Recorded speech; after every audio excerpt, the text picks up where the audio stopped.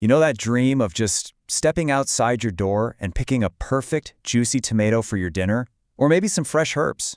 I know it can feel like this massive project, but trust me, it's way easier than you think. So let's dive in and make that dream your delicious reality. Seriously, just picture it for a second. That unbeatable taste of a strawberry, still warm from the sun, or the snap of a cucumber you grew with your own two hands. That is the simple, amazing reward we're talking about. It's like having a direct line from your backyard right to your dinner plate. You know, this quote just says it all, doesn't it? It really captures the whole spirit of what we're doing. See, gardening, it isn't just about the food. It's more like a journey, one that connects you with nature and honestly just brings a little bit more joy into your life. And the best part? Absolutely anyone can start. Okay, so before we even think about grabbing a shovel, let's talk about the why. Because honestly, understanding all the amazing benefits, that's going to be your best motivation to get started and, to keep going. First off, the taste it's on a whole other level. Seriously, nothing you buy in a grocery store can even come close to something you picked just moments ago. Plus, you have total control over what you're eating. No mystery pesticides, none of that. And hey, you're also reducing your carbon footprint, which is just a great way to be a little kinder to the planet. And honestly, the simple act of just taking care of your plants, it's one of the best stress relievers out there. All right, ready to get practical? The number one question I hear from every new gardener is, okay, but where do I even put my garden? So let's break down exactly how to find that perfect little spot. It really comes down to 3 golden rules. Okay, first, follow the sun. Most veggies are total sun worshipers. They need at least 6 hours of direct light to really thrive. So maybe just take a day and watch where the sun hits your yard or your balcony. Second, think about water. You're going to be watering pretty often, so you definitely want your garden to be close to a hose or a spigot. And third, and this one is probably the most important of all, it's all about the soil. So let's talk about soil for a sec, because it's so much more than just dirt. It's actually a living ecosystem. It's packed with all these tiny microorganisms that are basically feeding your plants. What you're looking for is soil that's loose, dark, and rich. Now, you can get fancy soil tests and all that, but honestly, the single best thing you can do as a beginner is just mix in some good quality compost. That'll enrich whatever soil you're starting with. Okay, now for the really fun part, choosing what you actually want to grow. The key here, especially for your first garden, is to set yourself up for success. We're going to pick plants that are known for being easy and giving you lots of goodies. We want some quick wins to get that confidence soaring. So, here's my can't go wrong list to get you started. For veggies, things like lettuce, peppers, and tomatoes are so rewarding.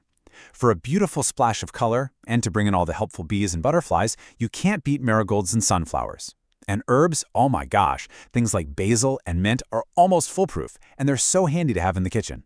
Seriously, just start with a few of these and you are going to be amazed. And here's a little pro tip for you. Whenever possible, try to buy your young plants, we call them starts, from a local nursery. Why? Because those plants are already used to your specific climate. It gives them this huge head start and makes them way more resistant to any local pests or diseases. Okay, so you've got your spot, you've got your plants, now what? How do you keep them happy and healthy? Well, it really just boils down to a few super simple but really crucial habits. Believe it or not, the most common mistake new gardeners make is with watering. It's either too much or too little. But don't worry, there's a super easy trick for this. It's called the finger test. Literally, just stick your finger a couple of inches into the soil. If it feels dry, it's time to water. And when you do water, give it a good, deep soak right at the base of the plant. That encourages the roots to grow way down deep, which makes your plants so much stronger. Remember how we mentioned compost earlier? Well, it really is the superfood for your garden. It's just a mix of organic stuff, what we call greens, like your kitchen scraps, and browns, like dry leaves or cardboard. All that stuff breaks down into this amazing, rich material that just makes your soil incredibly fertile.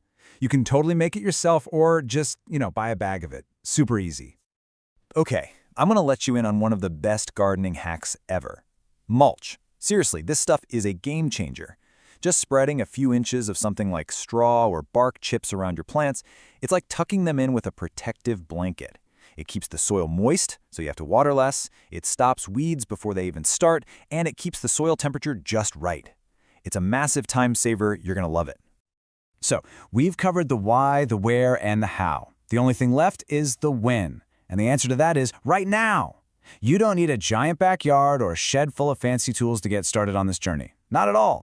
So let's make this super simple. Don't even think about planting a whole garden right now. Just think about one plant. What's one thing you would just love to grow?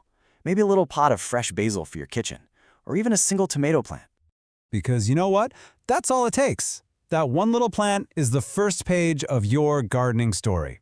Every single expert gardener you see out there, they all started with just one seed or one plant and a whole lot of curiosity. And that is exactly where you are right now, at the very beginning of something amazing.